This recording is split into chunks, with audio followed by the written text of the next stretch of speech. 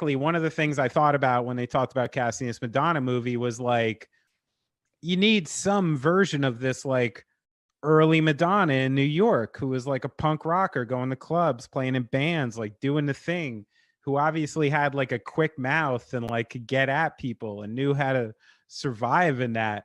And that's like kind of a hard character for a lot of young women to play. And they literally found like the Ozark character with a different accent could be Madonna, like from not so murderous and like illegal, you know, because she does terrible things, but that character definitely, like, for some reason just easily illustrated to me her ability to do some young version of Madonna. It made perfect sense. And you know, I hate this stuff sometimes, and I'm usually very skeptical. I'm also a big Madonna fan, as you know, and I heard this one and I was like, perfect. Yeah. Perfect. I like everything about her. Like, they just seem the same and they got the right vibe. As you said, Madonna's behind the casting, so she obviously likes it. The Inventing Anna thing, I mean, I don't know about you. I can just the accent alone, I had no idea what the fuck I was listening to, and I was so thrown off. I could not take that shit seriously. But so I definitely think it's more Ozark. What about you? That Inventing Anna show was so funny, man. Like, just like the voice. I was doing the voice for weeks. That's tragic. Yeah. Tragic. Oh, why are you the money? No, The it's money. so great. I couldn't. But I think what that show, I think that show gave Madonna the final piece. Be like, oh, like this girl can also capture like high class and glamour. Like, yeah, the glamour part. So I think you combine those two shows, and that was like Madonna was like, let me get this girl's phone number real quick.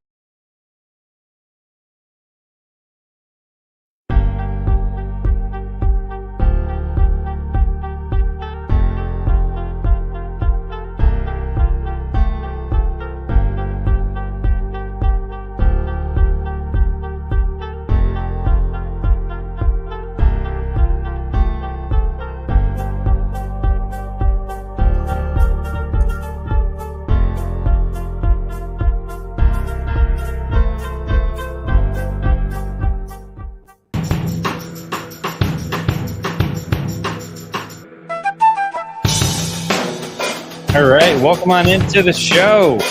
Tune Up Live show. First time ever we're trying this. First time ever we're doing it. I love it. We are joined by the Snare campaign provocateur. Fresh off of seeing Minions himself, it's Benny Horowitz. What's up, dude? Look at this fancy schmancy studio on it. I feel like this is the virtual version of us getting moved into like the fancy corner studio at Sirius. I know, like the right? Howard Stern section you're not allowed in, you know? He's got a little bit more strobe lights happening and stuff like that. But yeah, man, we're getting there. It feels fancy. I know. It feels like I should have worn maybe an ascot, a tux. Yeah, something Canadian silk, tuxedo, some tails, you know. And as usual, you don't know what's happening under here. No, there's no pants. It could be calm. It could be a frenzy of activity. You don't know. You never know what's going on. Denny, guess what I'm doing today? What are you doing today? You know, I still have been keeping an iPhone 5 alive. Yeah. It's been getting harder and harder. And recently, it doesn't want to take a charge. And I'm about to go to Europe and leave my family. And I'm like, okay, I should probably get something a little better. Any recommendations? Because like, I'm going from a 5. So it's like the 6 is going to feel fancy to me. You know, like what do you think I should do? I mean, we're starting off with cell phone recommendations today. We have so many big stories to get on. We got James Caan, we got Beyonce, we have Aaron Rodgers tattoo, and you want to ask me about cell phones? I do. This is what's going on. You know, like this is. I'm the guy with the big buttons that needs help from my young friend here. You know. Well, I mean, you got to get one of the iPhones with all of the cameras so you can get that content while you're on the road. Start your very own YouTube channel, the Benny Horowitz. Make the Insomniac Diaries a vlog. Oh, there you go. You know you're off to the races. What level of iPhone do I need to maintain an illustrious TikTok channel? Oh, you know, probably. What do you think? I don't even know what number I have, so this is gonna get pretty murky. But I'd say just walk in there and say, "Sir, give me the finest iPhone you got," Oh no. and you're gonna spend $2,000. I can't go Olivia Rodrigo on this, unless Gaslight Anthem records are being secretly put onto iPhones without me knowing it. I can't afford that shit. Oh, just wait. The next single will blow it up on TikTok. You can walk in there and buy one of everything. I can't wait for that. But listen, I love U2 again. You know why? Sing 2. Oh, I love it. I love it. I'm back on the U2 tip. I'm playing my kids With or Without You and stuff and teaching them about, wars in Ireland and shit. It's great. Better soundtrack, Sing 2 or the Minions movie? Oh, by far Sing 2. Real man. Yeah. Okay. Listen, that Minions movie, I mean, it's fun. It's fun for the kids. But listening to those little fuckers talk for 90 minutes and explosions, it's a little much. There's some other things. I wish they were old enough for the Buzz Lightyear movie. I wanted to see that. Well, you know what segment people want to see each and every week when they come into the tune-up, Benny? What's that? They want to see, as I play with my board here, they want to see this day in music history.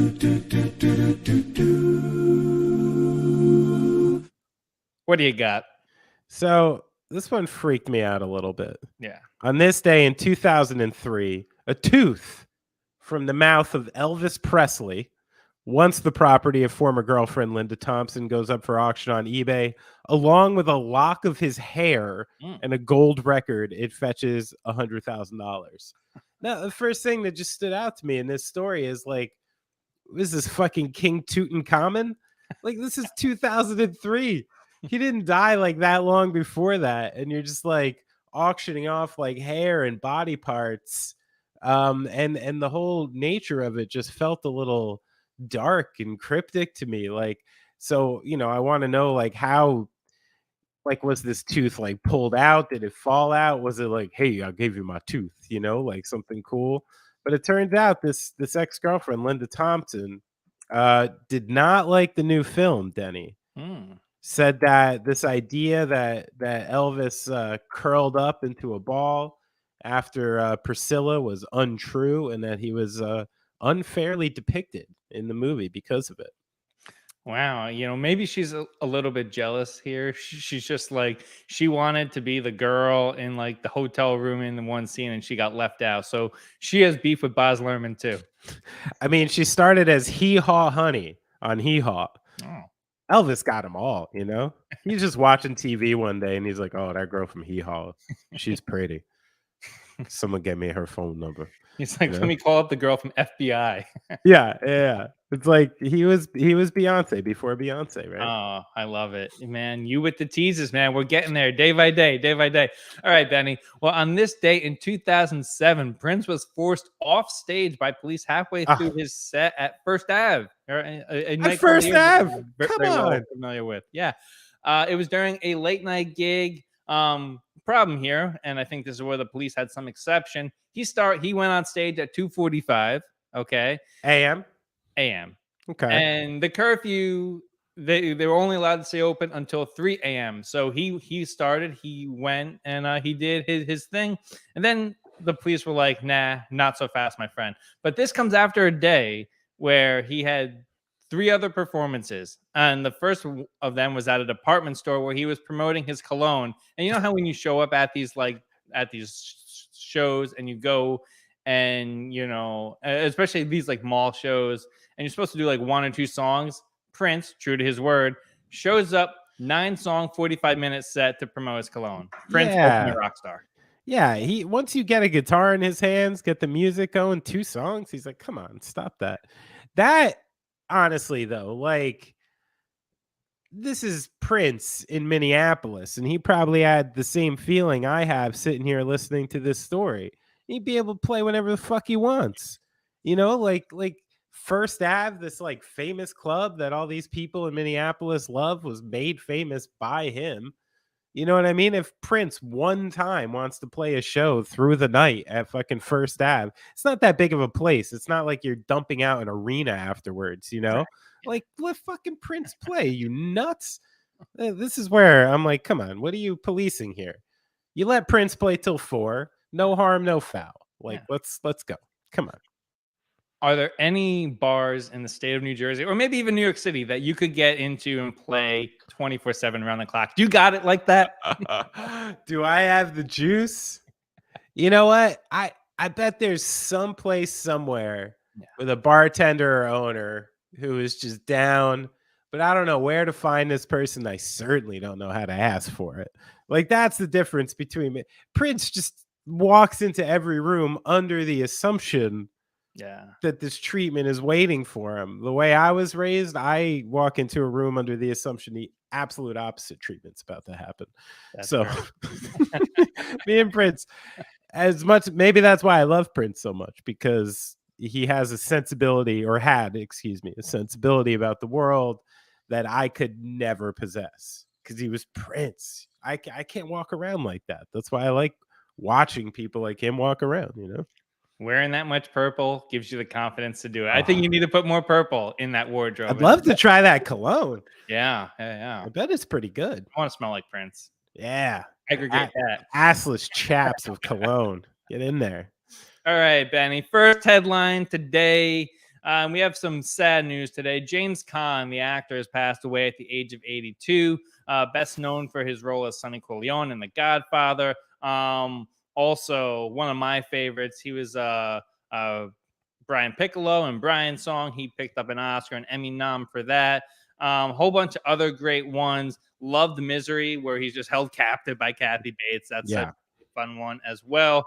And I think a lot of people my age know him, unfortunately, or fortunate for him, but as the dad in Elf, and that whole situation there. So iconic.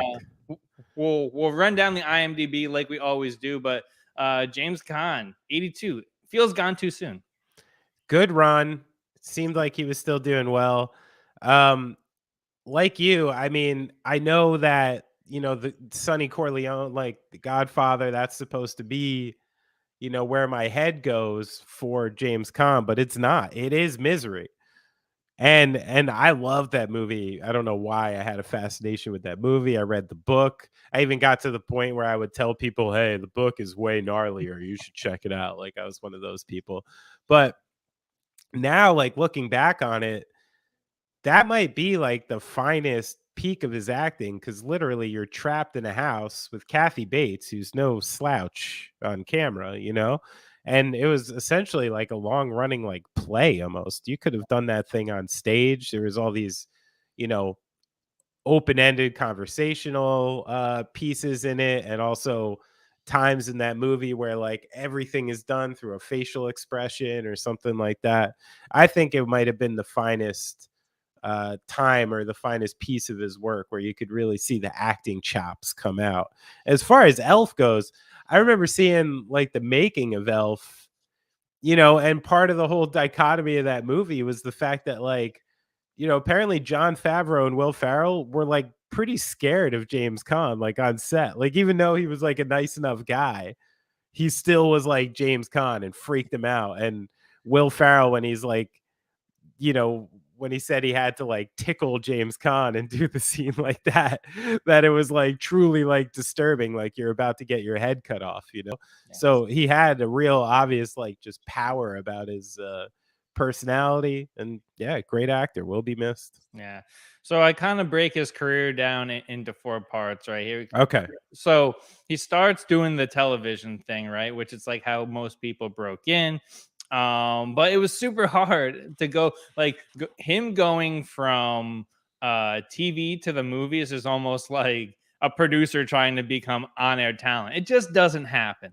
Yeah. So and then in 1965 he gets The Glory Guys, which is kind of his first chance to get on the silver screen and do some of that. So for a while there, he's going back and forth between some movie stuff, some TV stuff, which is cool. But then, dude, Brian's Song happens, right? And then year after that, The Godfather, and we're off to the races. But the thing that I'm interested here is, so like we talk about him in the 70s, right?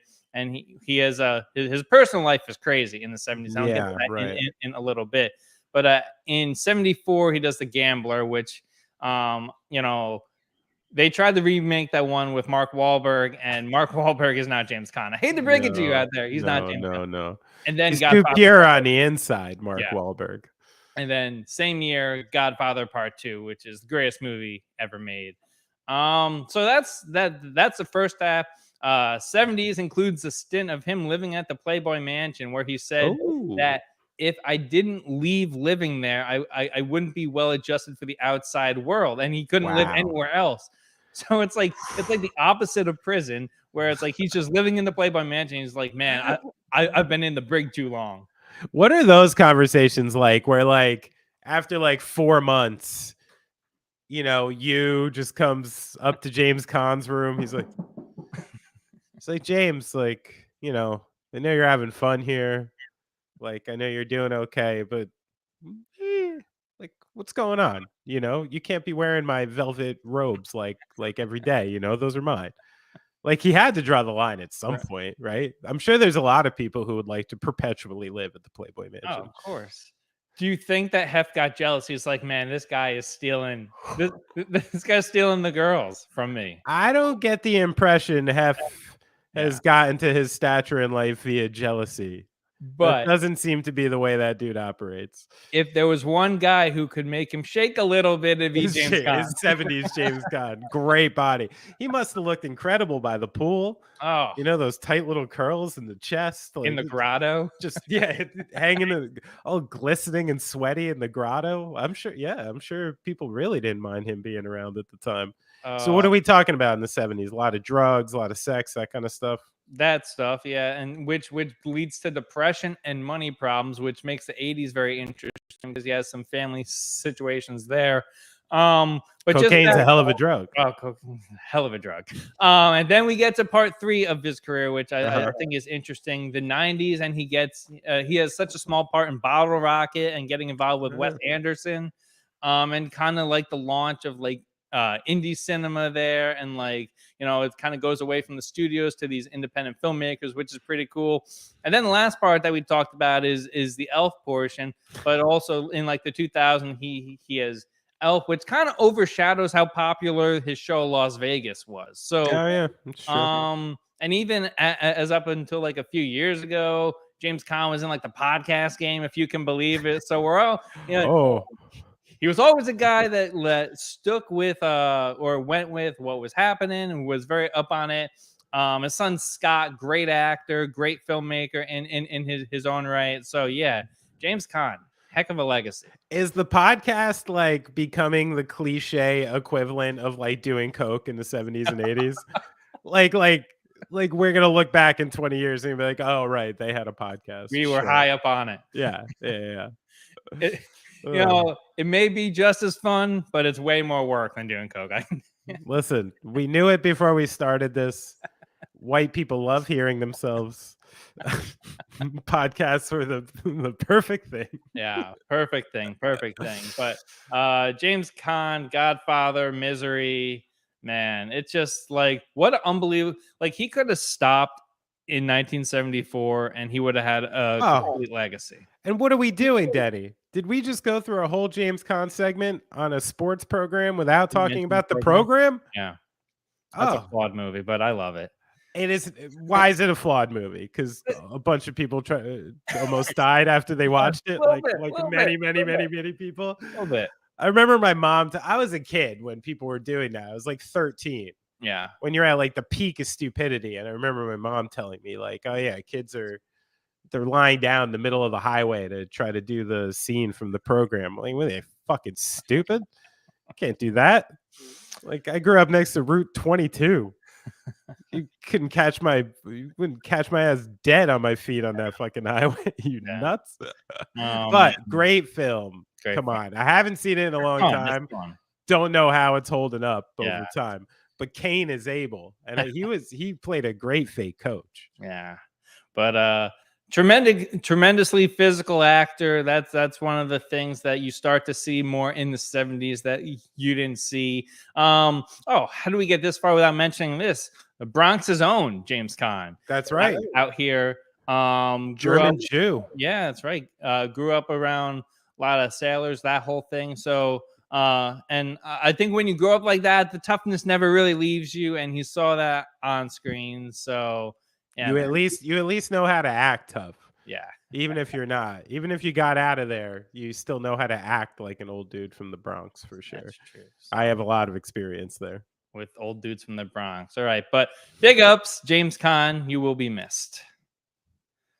All right, Benny. Next headline today.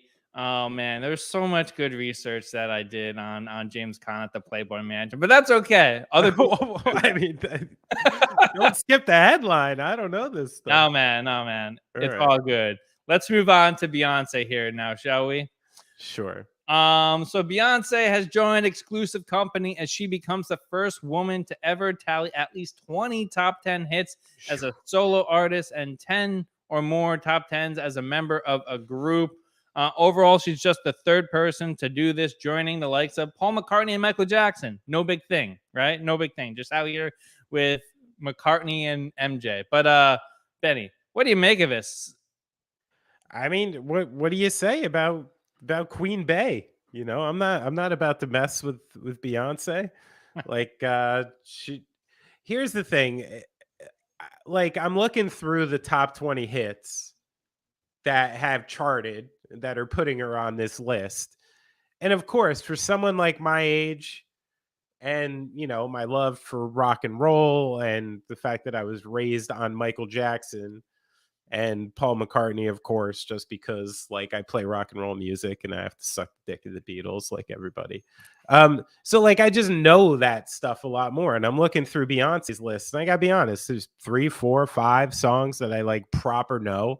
And then there's a lot of like obvious mega hits with other stars that I also don't really know their music.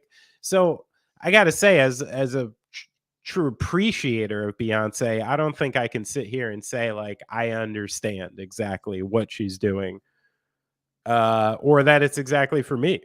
But you cannot deny the epic popularity of Beyonce over how many years now? 25? Destiny's Child, you know, really broke in like the late 90s. So if you can survive in this industry at the top of this industry and every 2-3 years put out a song or a number of songs that are charting and getting people that interested, that means you're 2 generations deep into the music industry, and Beyonce is like just an official cemented queen of the whole thing, you know, unfuckwithable. And I'm not going to mess with her. By the way, shout out to everybody watching us live on YouTube right now. Shout out to Neil right now. Neil, get back to work. The pod will be here later. No, yeah, come on, Neil. You got animals to skin. I do got it. All right. So let me just to clarify something with Beyonce, though. I'm going to read a verse to you from this last song. Okay. Yeah. It says, I'm going to let down my hair because I lost my mind. Bey is back and I'm sleeping real good at night. The queen's in the front and the dom's in the back. Ain't taking no flicks, but the whole clique snapped. It's a whole lot of people in the house trying to smoke with the yak in your mouth. Now, maybe that verse is maybe one of the reasons I don't connect, you know, to Beyonce as much as I do, you know, like a Wings song or Michael Jackson Thriller or something, you know, like, and I just have to wonder, like, how old is Beyonce right now? Are we allowed to say? Was she mid 40s? Is she like my age? Yeah. Something like that, right? Like mid to late 40s. Like, am I actually supposed to believe Beyonce was sitting in her home and wrote that verse? Oh, wow. Like, that's the one issue I have with this. It's just like, not to say Beyonce can't write great songs. She could probably write really nice, heartfelt, good music. But to write fucking pop songs that like 16-year-old kids can understand and you can still sell them, somebody has to write fucking verses like this for you, you know? And that's, I'm not even saying necessarily that should be a mark against her. This could also be another nod to her being very wise in this industry. Like, this is what you have to do to connect. and you need a little help to talk like a 16-year-old, in your songs. Yeah. Wow. So I love everything that just happened there, because I essentially heard you be like, yeah, Paul McCartney, let me roll it, the gold standard, yak in your mouth, get the heck out of here, Beyonce.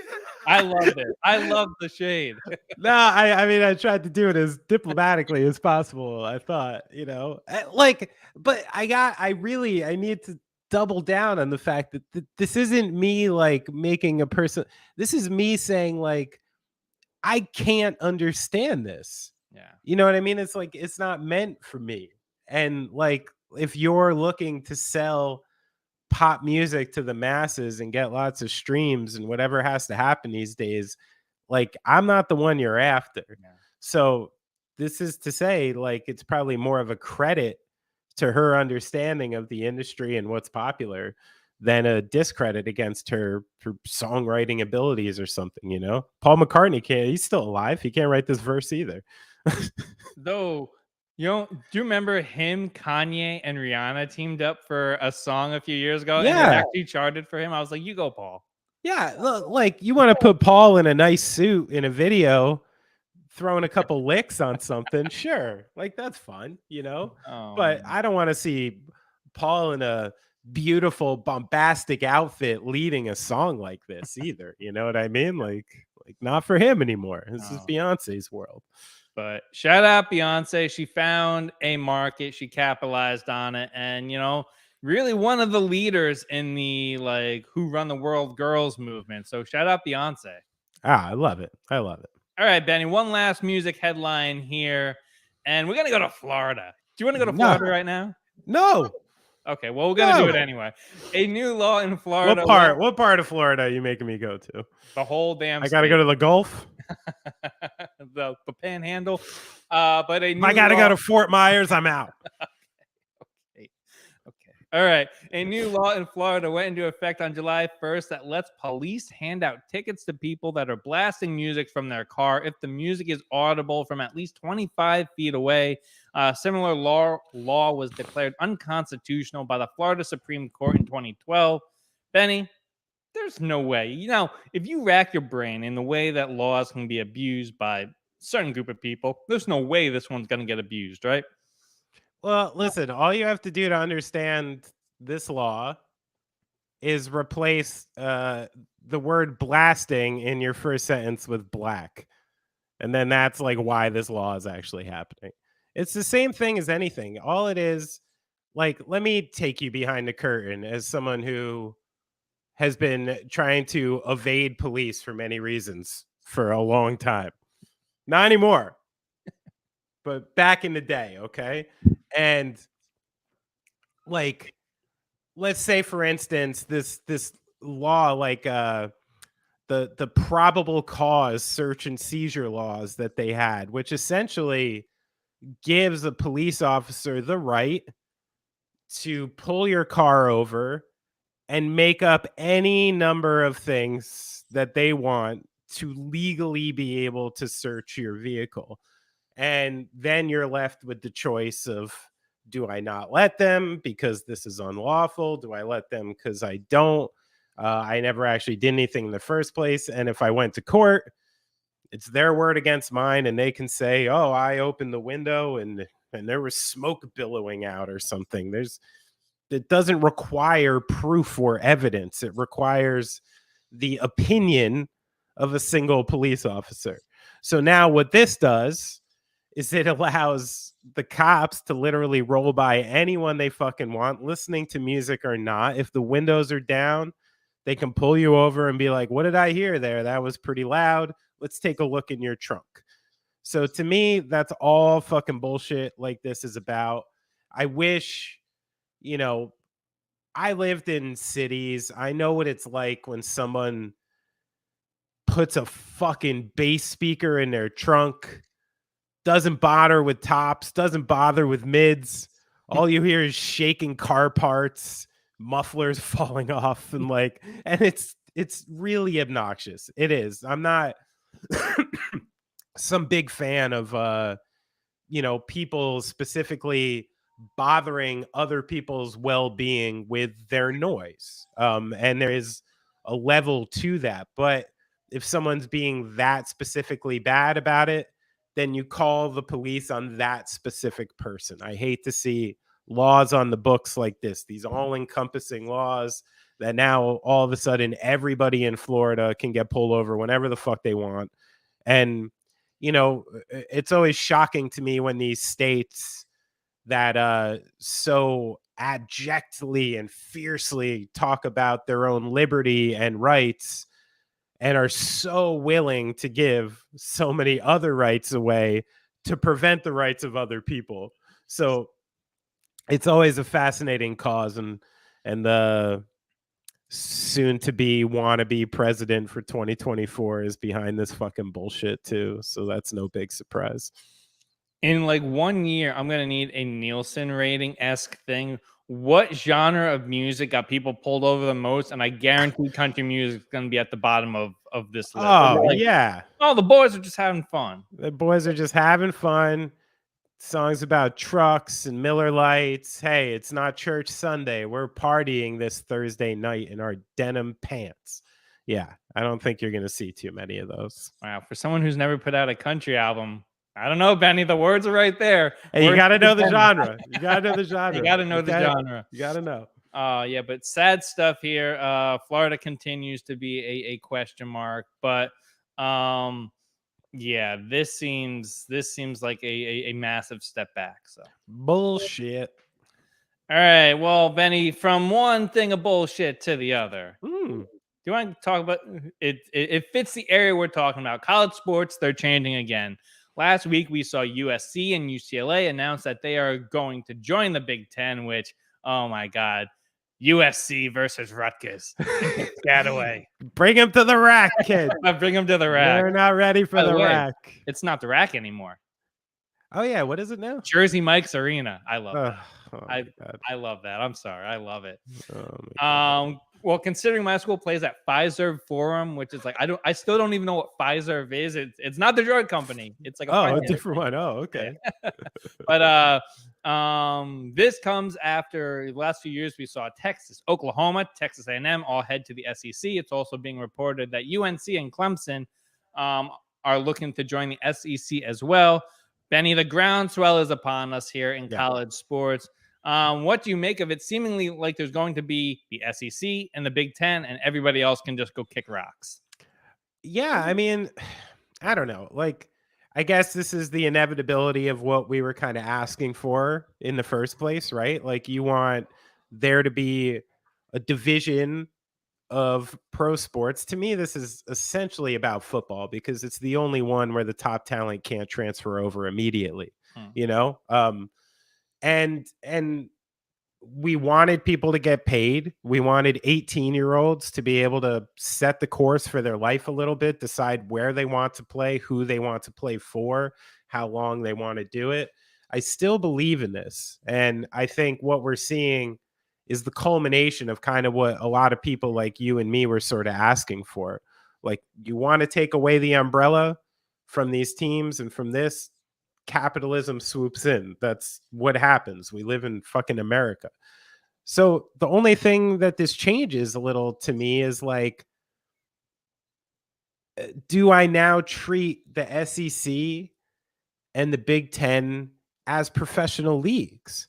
And do I stop, and do I give the professional scrutiny I do to professional athletes, to these kids, and spare, giving a pass to the real student athletes who play in the other leagues and who aren't, taking part in this? Like that's the only thing that I question moving forward is like, how does the consumer now view these leagues and view these kids in this league, I mean, I think they're going to view it the same that they always have, because it's like a licensing agreement, essentially, it's like, as long as your school that you go to and you think that there's some sort of connection to, right? As long as that team has the colors and the school name on that you're representing as well, you're going to be into it. That's why it doesn't really matter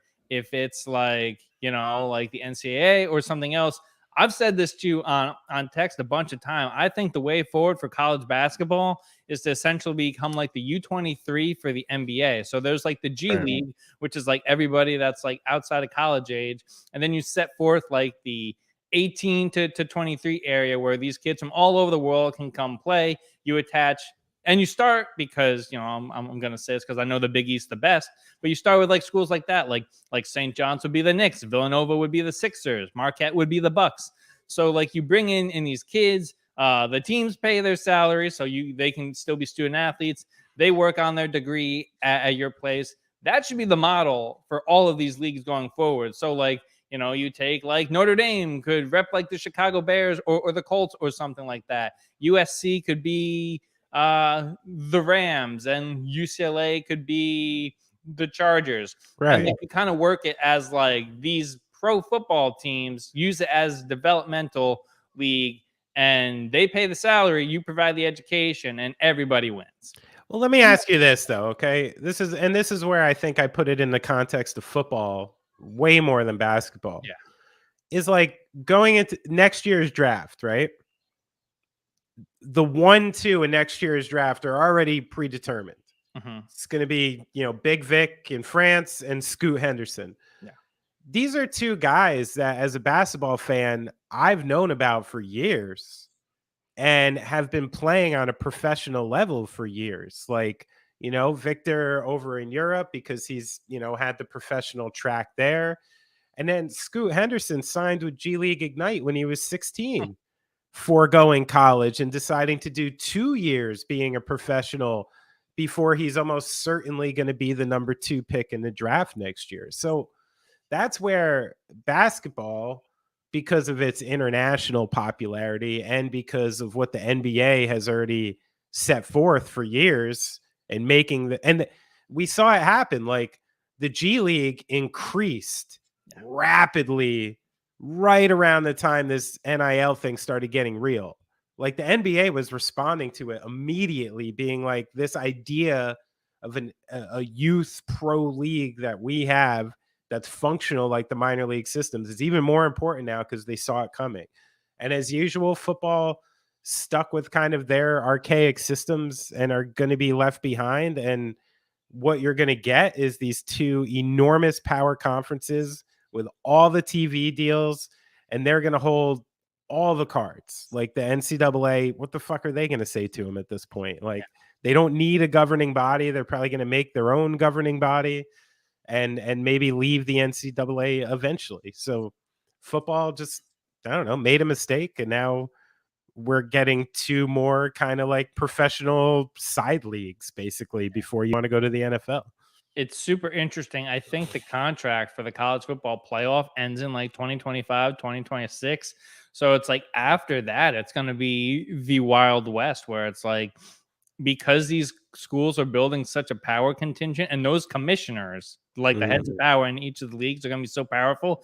If they just come together, they kick Mark Emmert out of the way. Because I truly think, and the lower level administrators aren't going to admit this, but the people that run these athletic departments, they like the money. They like all of that. And the student athlete cover has been a smokescrreen for too long for them getting new buildings on campus, getting new everything. So, dude, and the people who fund, that's what we like. It's not just the athletic, it's the people who fund these departments. Yeah. That is the power in our country, is like, hey, I'm JP Givens and I'm going to give $15 million more for another building at Texas Stadium this year. Yeehaw. Yeah. Like, that's who's fucking calling the shots here, is JP Givens and his friends. That, and to make matters worse, most of these schools, the Ivy Leagues, your like your Stanfords, they have an endowment that is like invested and traded and everything like that. So these schools have run like Fortune 500 companies for a long time. Exactly. And just not giving anybody anything. But now that the shoe's on the other foot, it's crazy. The exposure is here. We know, everybody knew what was going on now. The curtain got pulled, and now they have to act in the manner in which they actually are, It's like, imagine if like a hedge fund had a football team. That's what college football is right now. It's not too far off. Yeah.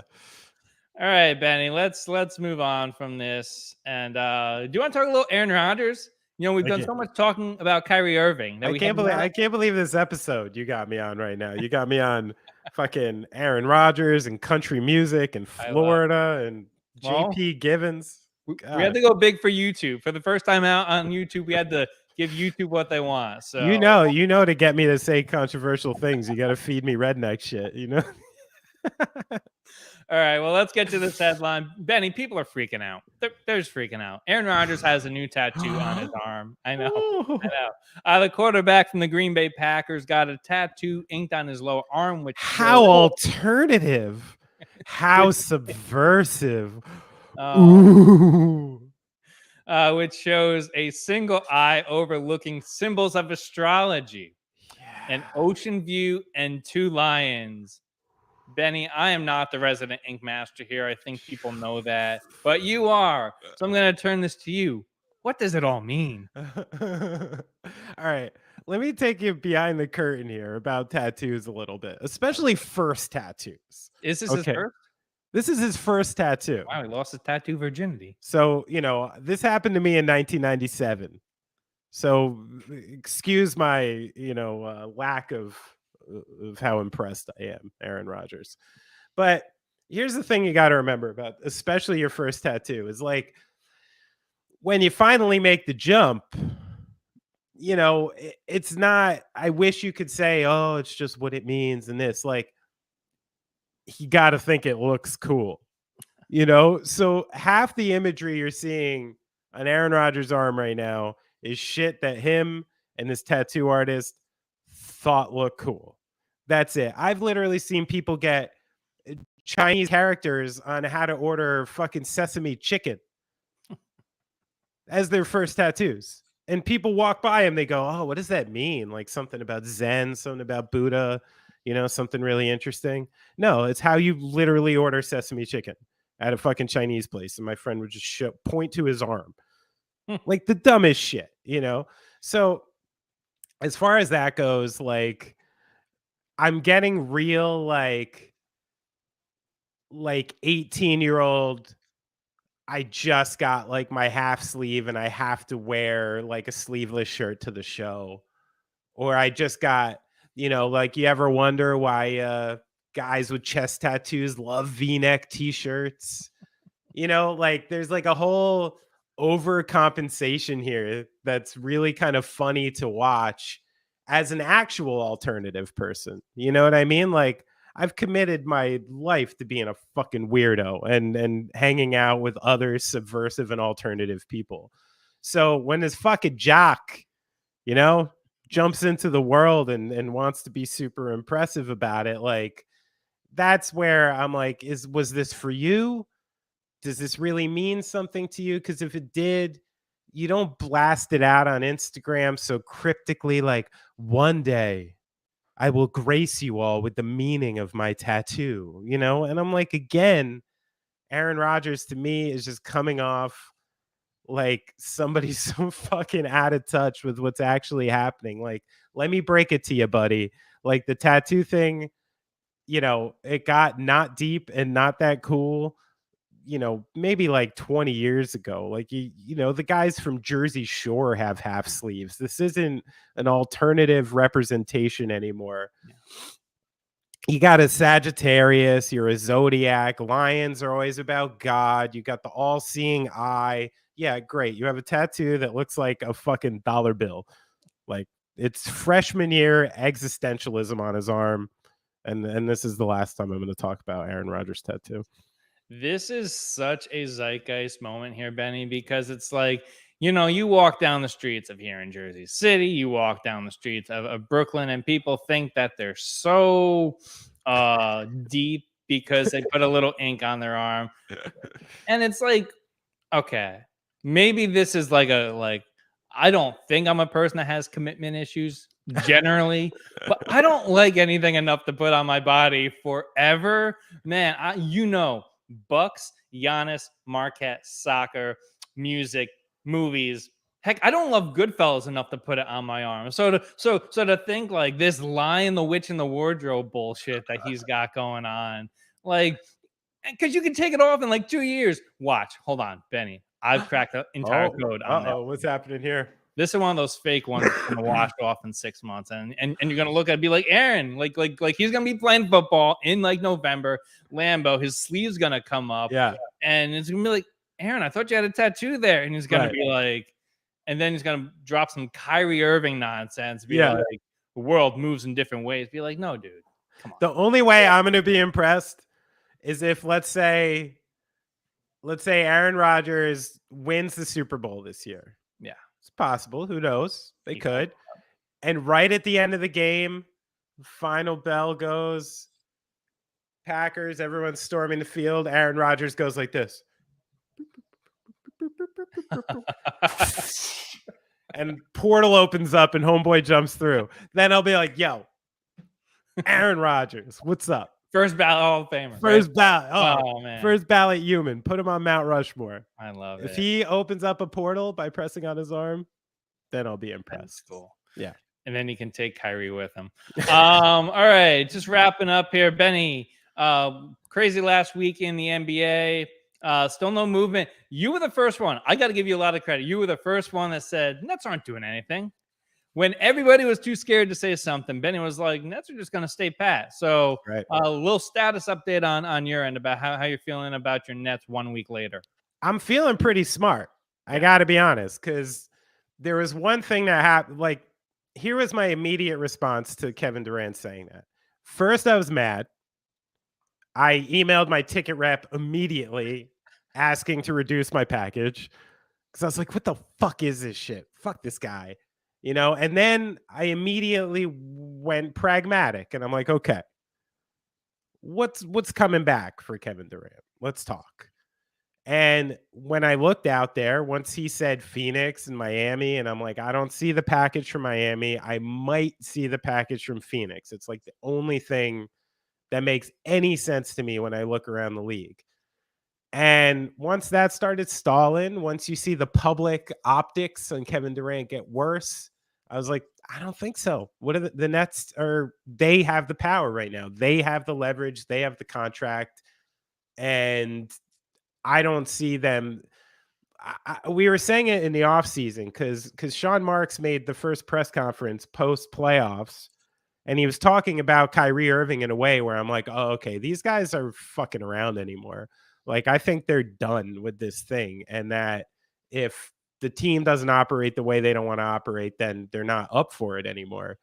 And then once I saw these deals pan out, I was like, I don't see it. And then once the Gobert trade trickled off and you saw this king's ransom that the fucking Jazz got for Gobert, who, you know, even though younger, is obviously not a 30-point game scorer who can ride you through the playoffs. Like, so that became the bar, and there are literally no teams in the, you know, the multiverse here that have the kind of things the Nets need. So it just panned out exactly the way I thought. Man, this is, if Kevin Durant is a Net on opening day of the NBA season, what another giant blow to the legacy, man. And it's almost funny at this point because it's like sensitivity gets you nowhere. You know, it's good to be sensitive in your life, in your relationships. It's good to be there, right? Mm-hmm. But man, when you are a athlete that needs to get it done, so everything is all messed up for him in Oklahoma City, can't get over the hump. He's like, I'm going to buy the narrative. You can never buy the narrative. So he goes there. He gets his titles in Golden State. And then he's like, nah, man, I still don't have the narrative. I want to come back, do my own thing. Well, that doesn't work. And now he's like, let me go back and try to get another ring. So he's just chasing something. It's like, man, could you imagine if they were just stuck together in Oklahoma City, gets a monkey off of his back, then he's unfuckable with for the rest of like you cannot mess with this guy if he gets that ring sooner. But the way he did it, it's always going to attract criticism. I was trying to think of comps of guys that like, you know, they won, but they maybe don't get the credit. Mm-hmm. And like you think of like, well, like, I mean, Charles didn't win a ring, right? I don't think Barkley won a ring. No, he didn't win a ring. Right. So like you go with like a guy like that, or if like you look like a guy who I think won 1 or 2 in like Wilt. I think we're gonna look at KD, great player, but I think we're gonna view him as like a Wilt Chamberlain, prolific offensive scorer, but the rest leaves a lot of questions with you in terms of legacies. So yeah, Kevin Durant, interesting legacy play right now. Yeah, very interesting. And you know what's the most interesting way he could save it? Like there is historical precedence for this, and that's one of the reasons why there is a way out. Like Kobe Bryant was all but gone from the Lakers at one point. Yeah. And then came back and won rings. Like there are times when teams and players have come to an absolute standstill, nothing worked out, and they figured it out. Yeah. And I do think there's going to be a point, and it might have already came, that Kevin Durant's going to look behind him and go like, you know, I'm already here. All my shit's here. I got this cool apartment somewhere. Kyrie Irving just signed. I don't know. Ben Simmons looks kind of jacked in his Instagram. We got this like trio of Joe Harris and Patty Mills and Seth Curry, who could potentially PJ Warren. No, I'm talking about the actual perimeter threats on this team. Like that's a trio of 3 of the most prolific 3-point shooters in the NBA that the Nets happen to have. They re-signed Claxton. They went in for Royce O'Neal and trying on TJ Warren. And I think the Nets were smart in not delaying their offseason based on this Kevin Durant thing and kind of being like, hey, we're still building. You still got nowhere to go. Like, you know, just come home. We're all good. So say Kyrie is a net next year. Say KD is a net next year. And he wins a title with the Nets. Is it like the Dirk Nowitzki situation where it's like all's forgiven for his entire career? Maybe. Yeah. Honestly, you know how that goes. Like all the shit we talk, like it goes away really fast. If you can put a team on your back and go all the way through, sure. I love it. All right. Well, plenty of ways to get in contact with the show. You can email us at thetuneuppodcast@gmail.com. 2 P's in there. If you want to follow us on all the social platforms, it is the TuneUp HQ on Twitter, Instagram, and TikTok. And Benny, we successfully tried YouTube. We're out here.